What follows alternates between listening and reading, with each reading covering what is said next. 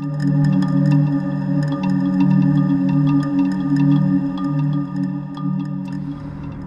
my friends. God bless you. Welcome back to Traveler of the Wood. It is time for a long overdue update video. I apologize for not making a lot of content over the last month. I have been just super busy, and our move ended up being way more complicated than it needed to be, and you are looking at a very, very tired man right now. Things were stressful, but it's okay. We are in our new place now. We turned in our keys for our old house yesterday, and it was a pretty sad day. I took a video walking around our house and talking a little bit about some memories and everything. Our empty house, after finally getting everything out. When you move, you don't realize how much stuff you have, and then when you're getting toward the end of being moved out, there's just little things everywhere, and you just keep taking carloads away, and there just keeps being more, So that was stressful. But that said, some things that we thought were going to be ended up not being. Sorry to be vague, but that's just, it's a little private. But some things we thought were going to be ended up not being, and basically a little more than half of my life is crammed into a storage unit right now. Which is okay, because we got a pretty decent deal on the storage unit. I just didn't anticipate filling up a 10 by 10 storage unit the way that I did, but it is like crammed, packed, completely full, going up all the way almost to the ceiling. And I'm actually on my way there right now. Again, this will be my, I think, 18th or 19th trip to the storage unit in the last 2 weeks. But yeah, we started moving, and the first day of our move, where we were moving big stuff and renting a van, was the first day of this great Midwestern heat wave. So every day of our move pretty much was above 90 degrees, actually above 95 degrees, and it was brutal. It was brutal. I mean, I was just on autopilot. I tried to make this video yesterday, but I was still just kind of on autopilot, not really, a little malnourished, and hadn't been sleeping well. But we made it, so that's a good thing, and I'm happy for that. And what a blessing it was for my friend, who you've heard me mention on the channel before, Sir Galloway, coming up to help me move.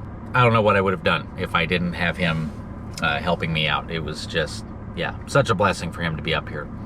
Driving around for the last 2 weeks, I've been more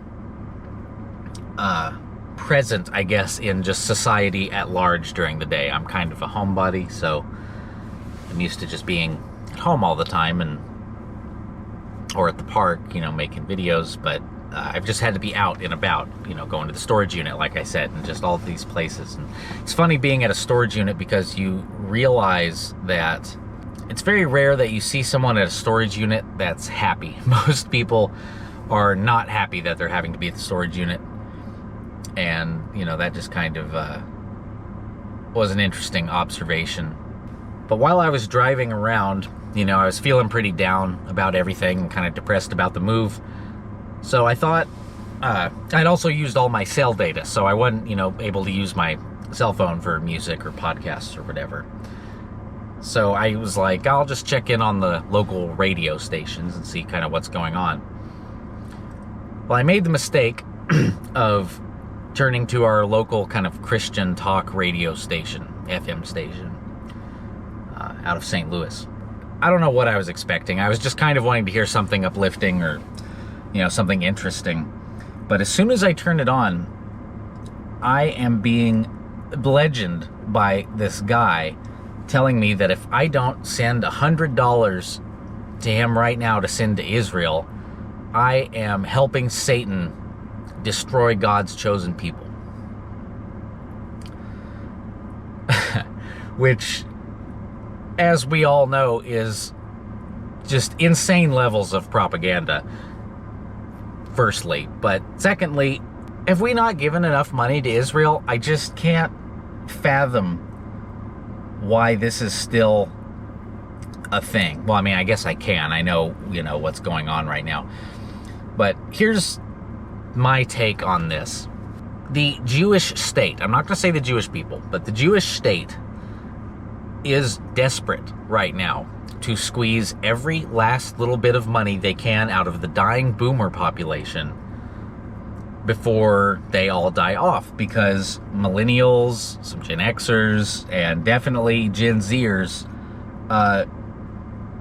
don't care about Israel's woes right now, which is a good thing, and rightfully so. But this guy on the radio started, preaching this sermon, quote unquote, and his sermon basically was like, the same Jews that we see in Leviticus are the same Jews that Jesus came from, and they're the same Jews that run Israel right now. And if we don't help them, it's all our fault, and we are working with Satan, and we are the evil ones, and blah, blah, blah, blah, blah. Unbelievable levels of lies and deceit. And I was so amazed that was on the radio. I was laughing the whole time I was listening to it, because I was like, I can't believe this is being broadcast right now. I mean, this is just wild. But the Israel worship is coming to an end, and the consensus, the global consensus about Israel is starting to wane. And I think that's a good thing, personally, because people are tired of, I have to be careful about how I word things, but it's like, I don't care anymore. I've got my own problems. I can't worry about what's going on in Israel. And do I think the war over there is terrible? Yes. Are there wonderful Jewish people? Yes. Are there wonderful Palestinian people? Of course. And this guy's whole thing was like, think about the children. They love that. Boomer, that's like that's a trigger word for boomers. You say, think about the children. And boomers just, oh God, the children. I have children. I can't imagine if my children were being blown up. But this whole thing, they were talking about the Jewish children, the poor Jewish children getting slaughtered by the evil Palestinians. It's like, what about the children in Gaza? They're dying too.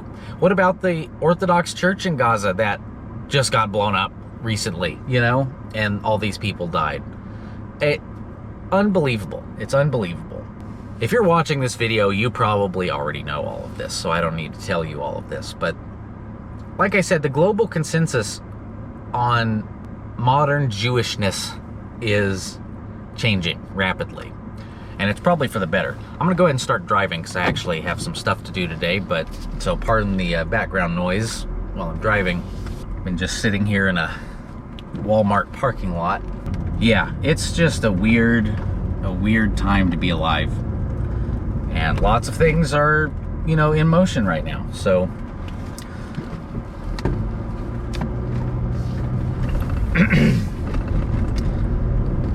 I always say to stay vigilant, and this is definitely the time to stay vigilant. Because none of us, not you, not me, are immune to propaganda. None of us are immune to propaganda. And they're ramping up the propaganda, tenfold from where it was, and it already was pretty high. Now that my move is over, I'm trying to really get back focused on what I want to make videos about, what I want to talk about, and what kind of projects I want to do. There is a chance that I'm going to be getting an office space soon, which will be kind of nice, because I will have a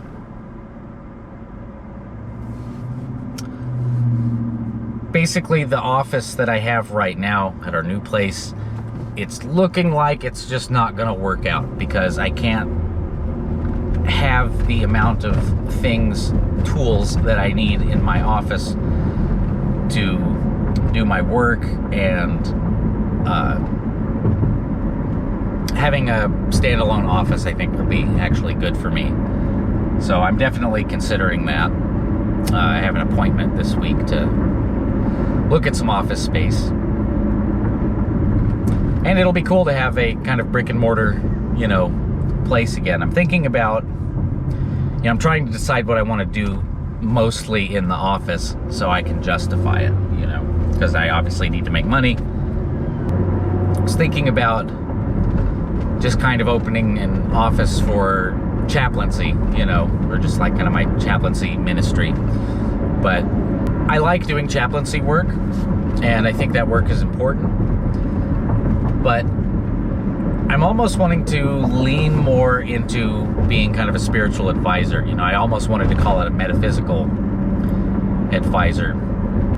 But I just don't know if there's a huge market for that, here or not. And there might be, but I'm going to be doing lots of things in that office too. It's not just going to be one thing or the other. But I will have a space to work on videos and some of my more complicated videos, which I want to make. And I'm really, really wanting to get those at least started this month. I know it's going to be a pretty long process to do all of the long-form videos that I'm wanting to do. But if I can get that at least started this month, I will feel a lot better. But yeah, in other news, my wife is doing okay. She was having a little bit of a stressful time during the move, and she couldn't really help that much. She just doesn't have the physical endurance to help me out, so I kind of had to carry the load of our move, which is perfectly fine, but it just really, really wore me out. But she's doing a little better now, and I think I'm hoping this move is going to ease some of her burdens. We're going to have some extra help to help her, some of the stuff that she needs, and that will be definitely a good thing.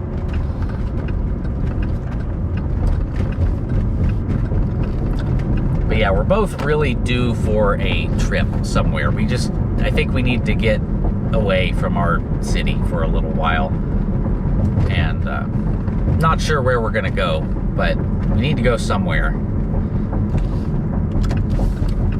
One of the things on my list of places to go is about 2.5 hours away from here. My great grandfather is buried, and he's got a really interesting tombstone, and I'll take a picture of it when I go visit. But he was murdered at the age of 28 years old. And he was murdered, this is kind of dark, but he was murdered with a hammer. And he was traveling in between Texas and Missouri and was murdered in Oklahoma. And he was murdered over 35 cents is why they murdered him. This was in the 20s, I think. Maybe even before the 20s, I don't remember. Something like that. Yeah, so very interesting story in the family lore, and I want to go pay my respects and see his tombstone. He's buried in a huge cemetery in the middle of nowhere in Missouri, and I think there's like 20,000 people buried there, something like that.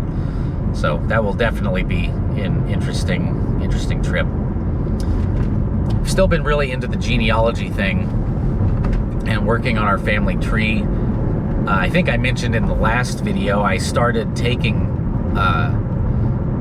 some photos of headstones for findagrave.com. Just kind of something I'm doing on a voluntary basis, but it's